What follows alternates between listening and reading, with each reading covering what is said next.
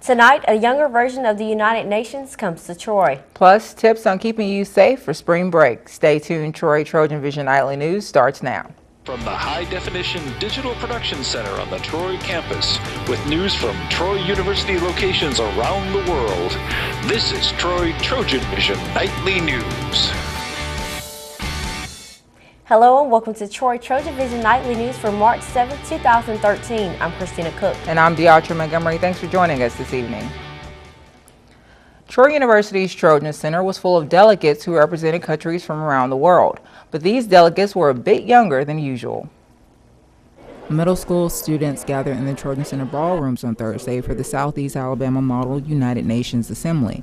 This event allows students to come together to discuss issues that occur around the world in a friendly competition atmosphere. It's a competition for middle school students, and they're actually working on their persuasive writing skills, which is a skill that is tested in the state of Alabama. Each student had the chance to be a representative for a selected country and state a problem their country is facing. They were able to vote to pass or not pass each other's proposition to improve their country. Bynum states that this is a great way for students to learn more about what's going on worldwide. How our nation is affected with other nations and how we all are working together to make sure that we're doing a lot of things that need to be done. Each student that attended was able to learn something different through the experience. I've learned more about Spain, and I've learned about other countries and the problems that they're facing. How the actual United Nations works and how important it is for the countries to come together as one to help each other. I learned about the child poverty level in Italy and how it actually works. So what were some of the students' favorite parts about the event? How some different countries can have the same problem and how we can come together and solve them. I've liked seeing everyone in their costumes. Learning about other countries' issues and being able to vote whether or not I think they should pass. Probably is missing school. The Model United Nations will last until Friday, ending with an awards ceremony.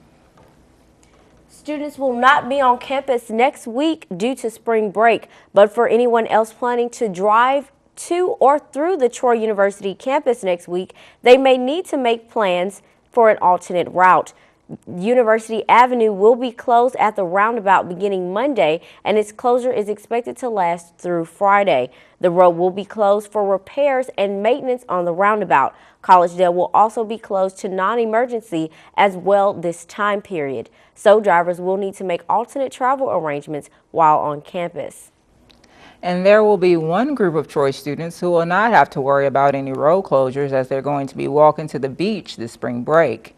Tomorrow morning, 12 Alpha Tau Omega fraternity brothers will set off on a 140-mile hike to Panama City Beach to raise money for Special Olympics. There will be a send-off ceremony tomorrow starting at 9 a.m. on the Bibb Graves Quad. The 12 brothers will walk the entire distance between Troy and Panama City over the span of 6 days. Once again, the send-off will be tomorrow at 9 a.m. on Bibb Graves Quad. Starting tomorrow evening, other Troy University students will hit the road in their cars for spring break. But this afternoon, one Troy University organization wanted to teach students about a road trip danger they may not readily think about. Lloyd Price has the details. The campus organization Gamma, Greeks for the Mature Management of Alcohol, sponsored a texting and driving simulator Thursday outside the campus bookstore. The simulation invited students to sit in a car and put on virtual reality glasses, then attempt to send a text message on their phone while driving on simulated streets full of cars and pedestrians. When the simulation was over, the students were shown the number of cars and pedestrians they hit while trying to drive and text. Scott Dibdahl, a representative of the Peers Awareness Organization, which owns and operates the simulator, explains the simulation process. Well, basically, they sit right inside the vehicle here, and they put on virtual reality goggles, and that shows them a first-person view looking out of a vehicle that they'll be virtually driving, and they use the actual gas pedal, the brake pedal, and the steering wheel inside the car to operate it, and they use their own cell phone to type up a message that we give them to type. Anything from "I will not text and drive" to "texting and driving is bad." Just something to keep their eyes on their phone while they're trying to navigate the road. Haley Griffith is a member of Gamma and encourages students to be wise in their spring break activities, including driving safely. And it's just to get the word out that you should be safe over spring break and be safe in your uses of usage of alcohol, and we also tie in the texting and driving, and that you should be careful in doing that as well. Haley shares her experience in the texting and driving simulator. It's kind of scary how much you don't pay attention whenever you're texting, and how much, like, it actually tells you the results of what you did wrong, and it points it out to you, so it was pretty interesting. Lloyd Price, Troy TrojanVision News. And this was the final event of Gamma Spring Break Safety Week activities. Spring break starts at the end of class tomorrow and lasts through the 17th. Classes start back on the 18th. And now taking a look at news from around the state. In Montgomery, Republican legislative leaders want the Alabama Supreme Court to decide whether the governor gets to sign a private school tax credits into law. The judge's order keeps the governor from signing the bill into law while the judge considers a lawsuit filed by the Alabama Education Association. And in Birmingham, police say a woman used a box cutter to slash 3 officers who were trying to serve her with a warrant. Police say 1 officer was hospitalized and 2 others were treated at the scene. And in Ozark, a man accused of threatening to kill 42 people if he didn't get the prescription medication he demanded has pleaded guilty to charges of making terrorist threats. 50-year-old Jeffrey Winberry pleaded guilty to 2 felony counts of making terrorist threats. And still to come on TrojanVision Nightly News, the basketball teams are on their way to the conference tournament in Hot Springs, Arkansas. Danielle Percival will have that and the details with the game coming up next. But first, Catholics wait for the Cardinals' decision of who will be the new pope. We'll have details on that story and more when we return. Catholics wait for the College of Cardinals to set a date for the conclave. Now let's see if I can.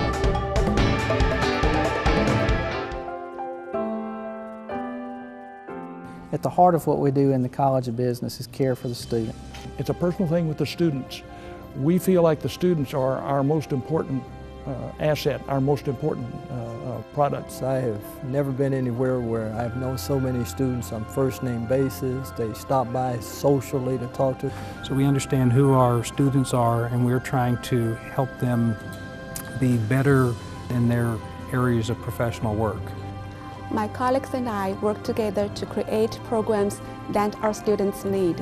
What we try to do at Troy University is provide an experience to students that not only provide the curriculum that allows them to be successful in the business world, but we also try to expand their horizons to reach greater opportunities that maybe they didn't think they were capable of before.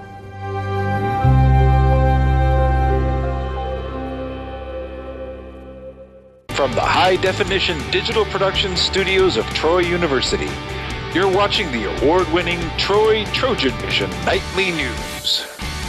And now for a look at what's happening across the nation and around the world, we'll go to Christina Cook at the Global News Desk. Christina. Thanks, Deatra. Cardinals met again at the Vatican today as they prepare to elect a new pope, but there is still no word on when that voting will begin. Danielle Nottingham has the latest from Vatican City. The Cardinals kept their vow of secrecy as they arrived for the second meeting of the day. The last of the voting Cardinals arrived from Vietnam today. All 115 are finally present, and now a date can be set for voting to begin. During their morning session, the Cardinals were briefed on the church's finances. They also continued to discuss what a Vatican spokesman called the profile of the next pope. This is the time for reflection. When that reflection and discernment has been matured, the date will be established. Journalists are huddled outside the entrance of the pre-conclave meetings, trying to catch up with the Cardinals and get any bits of information about what's going on inside those meetings. The Cardinals are not allowed to reveal what's said in their secret talks, but there have been leaks to the Italian press. The Cardinals know what their conduct should be. They have responsibilities. They should abide by that. And if they're wrongly disseminating information, that is on their conscience. Vatican workers continue to transform the Sistine Chapel into a papal polling place. They covered the chapel windows so no one can look inside. They constructed a raised wooden floor to make it level with the altar and to protect the chapel's mosaic tiling. 2 stoves were installed, one to burn ballots, the other to send up smoke, indicating when a vote has taken place. Crews also prepared the Vatican gardens for the next pontiff. Danielle Nottingham, CBS News, Vatican City. North Korea is threatening to launch a preemptive nuclear strike against the United States. The statement came just before the United Nations Security Council voted this morning to impose tougher sanctions against the country for its recent nuclear tests. Inez Fred reports from the United Nations. 13/136. Please raise their hand. The United Nations Security Council voted unanimously on a new round of sanctions against North Korea in response to its third nuclear test last month. U.S. Ambassador to the UN Susan Rice says the sanctions will make it much harder for North Korea to pursue its nuclear program. The entire world stands united in our commitment to the denuclearization of the Korean Peninsula. Tens of thousands of people rallied in Pyongyang Thursday in support of North Korea's stance against the U.S. and South Korea. Kim Jong-un's regime threatened the United States with a preemptive nuclear strike, saying Washington is pushing to start a nuclear war against the isolated country. At a Senate hearing, lawmakers responded to the threat. I don't think that the regime in Pyongyang wants to commit suicide, but that, as they must surely know, that would be the result. The United States drafted the Security Council resolution along with China, North Korea's closest ally. It targets the money and banks used to supply North Korea with missiles and other weapons. These sanctions will bite, and bite hard. The success of the sanctions could depend on China, which supplies North Korea with most of its food and fuel. Meanwhile, U.S. troops continue to conduct military drills in South Korea, something that has angered the North so much it has threatened to scrap the 1953 ceasefire that ended the Korean War. Inez Ferre for CBS News, the United Nations. A Russian ballet dancer accused of planning an acid attack that almost blinded a famous ballet chief appeared in court today in Moscow. Tina Krause reports from London. Russian police locked performer Pavel Dmitrichenko in a holding cell in court. The 29-year-old ballet dancer told a judge he did not order anyone to throw acid in his boss's face. This is a total lie, he said. The director of Russia's famous Bolshoi Ballet, seen here performing, almost lost his sight in the January attack. Sergei Filin was returning home from the theater when a masked man splashed a jar of acid in his face. Dmitrichenko, dancing here in the red cape, allegedly wanted revenge against the artistic director for not giving his ballerina girlfriend a starring role. He told the judge he ordered this man, Yuri Zarutsky, to beat up the ballet director, but not to attack him with acid. Police say Dmitrichenko paid Zarutsky and a getaway driver $1,600 to carry out the assault. Prosecutors say the dancer, best known for his stage role as Ivan the Terrible, should be sent to prison for 12 years. A judge refused bail until next month, while detectives continue their investigation. Tina Krause, CBS News. And that wraps things up from the Global News Desk. To see more stories from across the country and around the world, you can turn into Trojan Vision Global News right here after the nightly news. Now, back to you, Deatra. Thanks, Christina. And now Danielle Percival joins us with sports. So Danielle, the men's and women's basketball team has a chance to extend their season this weekend. Right? That's right, Deatra. The conference tournament begins tomorrow, so we've got details on both first-round matchups coming up right now. Right. It's March, and for basketball fans, that means March Madness. But the only madness the Trojans will likely be dealing with is trying to get to 500. Coach Don Maestri has been sitting at 499 career victories at Troy for 5 games now, and the Trojans' final shot this season comes Friday night in the first round of the conference tournament. Win or go home with the monkey on your back. Think there's enough at stake in this game? Maestri knows his team isn't facing an easy task, but the only thing to do is keep your head in the game. It's a very difficult thing sometimes to play the opponent. Sometimes you play more than the opponent. You play these distractions. You know, I always tell them that when we go to the conference tournament. You're not playing to get to the NCAA tournament. You're not even in the final game yet. You know, let's play Florida Atlantic. The Trojans will need a complete team effort if they want to have the opportunity to pick up their first win this season against the Owls on Friday. And if you want to tune in, it'll be a late night. Tip-off for the Trojans' first-round matchup is at 8:30 p.m. Friday. And the women will also be in action in Hot Springs beginning Friday afternoon. The Trojans will face South Alabama for the second game in a row after being swept by them this season. The Trojans lost on a last-second putback in the final game of the season and have the chance at redemption on Friday. And according to Shanda Rigby, the Trojans stand just as good a shot as any team to make a run in the conference tournament. Well, I think we have the momentum in this thing. They killed us the first time. We came back and gave them this game, led most of the game. So as far as spirit, heart, determination, and improvement, we have momentum. We just want to keep it going. The Trojans' chance to extend the season comes Friday afternoon at 2 when they tip off against South Alabama in Hot Springs. Coming back from a season-ending injury and surgery is going to be tough for anyone, but as Justin McNally shows us, one pitcher dealt with his long road to recovery well. Trojan pitcher Shane McCain was destined to be a great asset to the 2012 Trojan baseball team. That was until he got the news that shook his world. I went in to have a scope surgery. They told me I was going to be out a month or so. And then when I woke up, they said I did have a torn labrum and that I'd be out for the entire season. Making his final start of the 2011 season, McCain was sent to the mound on senior day. But that was when he realized something was not right. I was having some shoulder pain about halfway through the 2011 season. I made a start against Louisiana Lafayette, and in the first inning, I think I tried to put a little bit of juice on a fastball and separated my shoulder a little bit. After his shoulder surgery, McCain was sit out the entire 2012 season, much to his chagrin. And after the season ended, McCain began his recovery process, which he says was not that easy. It was more of a mental grind. We got into some pitching. And when we started throwing, I actually had a lot of trouble in the beginning, even throwing 40 feet. McCain made his long-awaited return to the mound in the second game of a doubleheader against Florida A&M earlier this season. He struck out 4 batters and allowed just 1 run through 4 innings and picked up the victory. And after that big win, McCain has a better love for the game that he played growing up. In a way, I'm kind of thankful for it. Sitting out a year, I really don't take any more days for granted. I really appreciate the game of baseball now that I had a year away from it. Justin McNally, Troy, Trojan Vision Sports. And if you'd like to hear more from Shane McCain, tune in to Trojan Sports Now tonight to hear an in-depth interview with him. Jonathan Sellers and I will also get you caught up on everything from the basketball tournament to baseball, softball, and track. Trojan Sports Now will air tonight at 7 o'clock.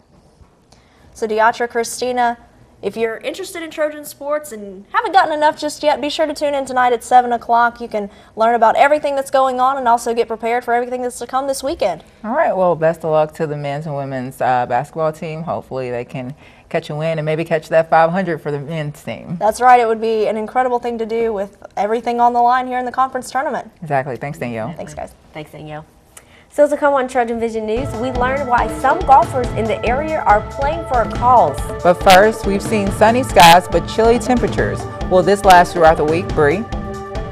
We did see cooler temperatures and strong winds on yesterday, but as we progress throughout our week into the weekend, it looks like we may officially be able to say hello to spring. I'll have more coming up next in weather.